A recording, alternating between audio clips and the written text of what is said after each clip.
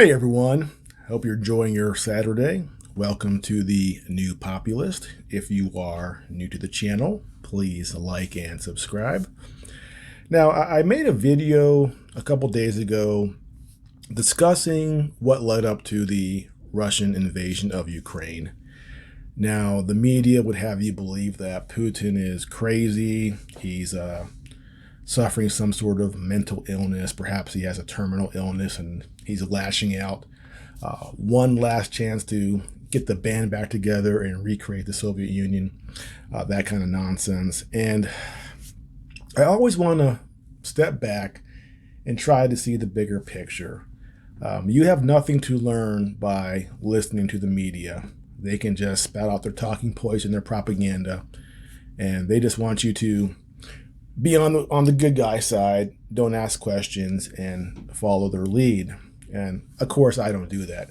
I ask questions and I want to understand the bigger picture, because if we don't understand that bigger picture, we can keep making the same mistakes over and over and over again that cause more issues in the future. So in this video, I want to discuss how the United States sort of encroaches on other people's countries. Now, there's two ways, and the first one is what we saw in Iraq, Operation Iraqi Freedom. We bomb your country, we invade your country to give you democracy. For the people there, that also means that tens of thousands of people get killed, but that's how we spread our democracy, through invading countries. But that is not the only way we spread our democracy. There's another way. Other countries we can't really invade. However, we want to sort of sink our tentacles into them. So I want to go back and talk about Russia after the fall of the Soviet Union to sort of create this picture. So the Soviet Union collapses, and we have Boris Yeltsin, who's the president of Russia during the 90s. Now, Boris Yeltsin was a drunk. He was caught on camera several times, clearly intoxicated, kind of a boob. But we in the West liked Boris Yeltsin. Under Boris Yeltsin, the country went through a stage of privatization where a handful of Russian oligarchs took control of the country. It's estimated that seven oligarchs controlled about 50 to 70% of the Russian economy. 7 men controlled the majority of the Russian economy. And these men were generally friendly toward the West. And so we liked Boris Yeltsin because this happened under his watch. In 96, when he ran again for re-election, these same oligarchs supported him and made sure he got re-elected.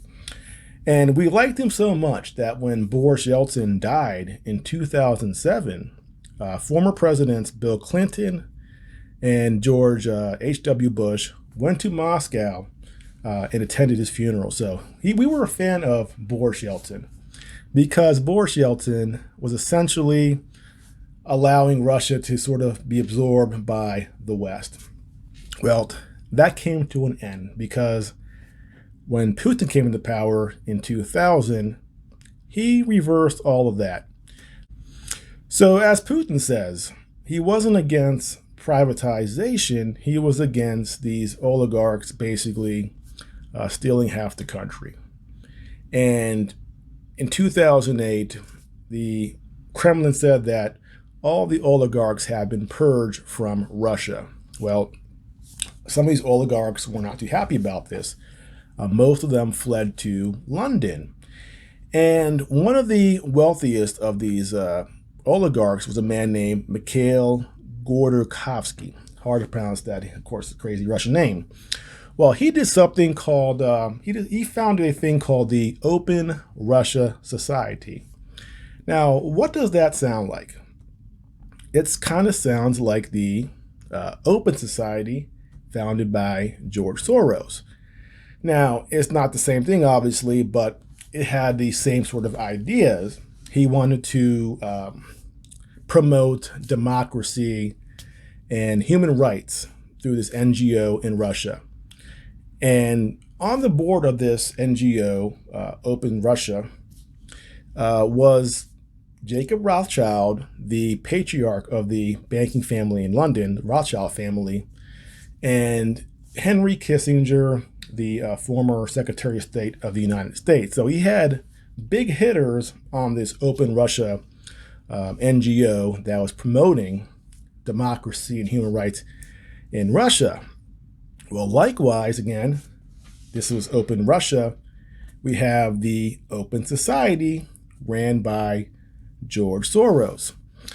And George Soros, of course, funded NGOs in, I think, 35 different countries in Asia and Eastern Europe. And what's funny is that we can look back now and see how some of his actions actually helped to funnel some of the revolutions in Eastern Europe. So in 2003, we have the Rose Revolution in Georgia. Well, guess who funded the Rose Revolution in Georgia?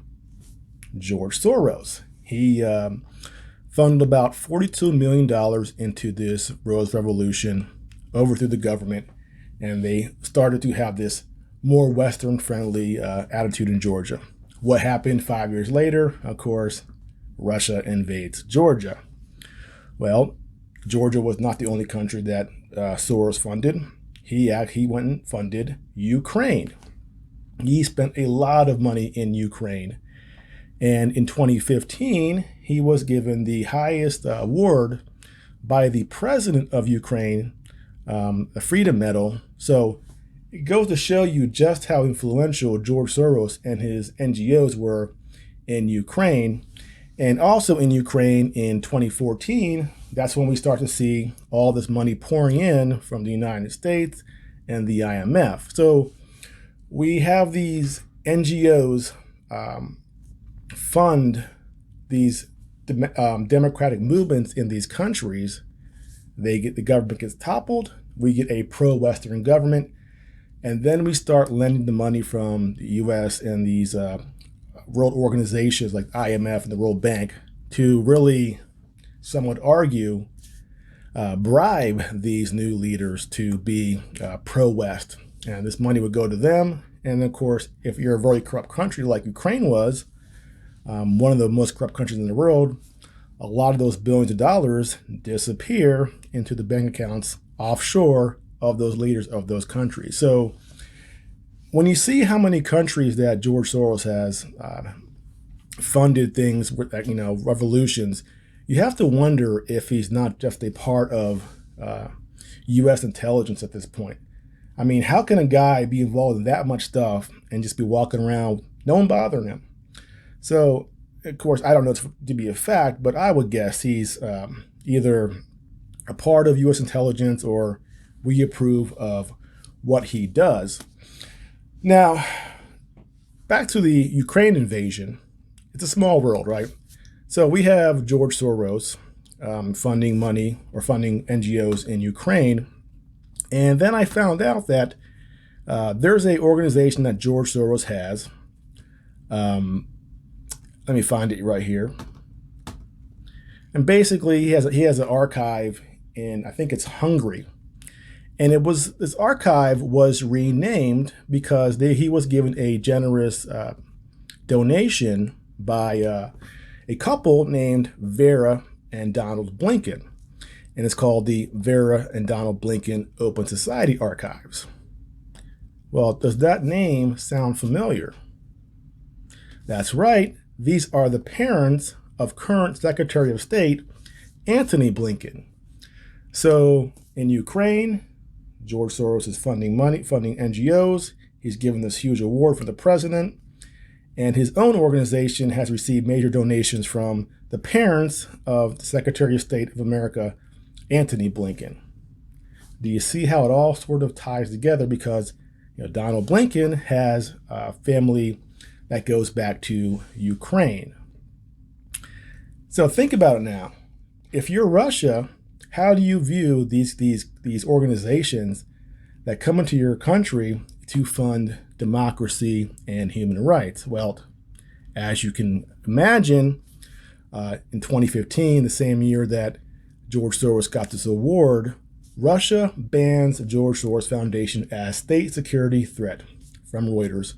So, yeah, Russia has banned a pro-democracy charity founded by hedge fund billionaire and philanthropist George Soros, saying it posed a threat to both state security and the Russian Constitution. This article goes on to say, it did not elaborate, but the Hungarian-born Soros urged the West earlier this year to step up aid to Ukraine, outlining steps toward a $50 billion financing package that he said should be viewed as a bulwark against an increasingly aggressive Russia. The Open Society Foundation said it was dismayed by the Russian decision. Contrary to the Russian prosecutor's allegations, the Open Society Foundations have, for more than a quarter century, helped to strengthen the rule of law in Russia and protect the rights of all, Open Society said in a statement. Is that the case? Again, he was funding the Rose Revolution in 2003 in Georgia. So you're Putin, you're watching all this happen, you're watching these Western NGOs fund all these ex-Soviet countries, helping to overthrow their governments. What do you do? Well, we saw him invade Georgia 5 years after the Rose Revolution, and now we're seeing him invade Ukraine 8 years after the revolution in 2014. And Russia is not the only country that is, criticizing these NGOs. China, too, has mentioned that they look at these NGOs as, because George Soros has been very critical of Xi. And Xi basically said, you're irrelevant. We don't care what you think. Go away. So these countries that are anti-West or resist any sort of push by the West to be drawn into the Western system where the West can control them, we view those countries as being anti-democratic, anti-human rights, and that's the whole source of this antagonism we see right now between the West and Russia, and at some point China. Now, China was very smart. They've integrated themselves into the U.S. economy to the point where, although they are probably a lot worse than Russia, I'd rather live in Russia than China, they have escaped criticism because they have such a large portion of economic power in this world, and they own a lot of the U.S. debt. And of course, we rely on them for a lot of manufacturing. So we sort of have to keep quiet when it comes to China. But at some point in the future, when China gets more power, that's going to be the scary part, because they are not part of our system, and they are looking to, at some point in the future, replace the United States as the world hegemon. And that may happen sooner than later, depending on how things sort of unwind or over the next 10 years. And it looks really, I never thought that in my lifetime I would see the United States sort of take second place beside another country, but it wouldn't shock me to see that happen in the next 20, 25 years. Who knows? Anything is possible with this record inflation, oil prices skyrocketing, China and Russia now teaming together. Who knows when that could happen? And that's a scary thought.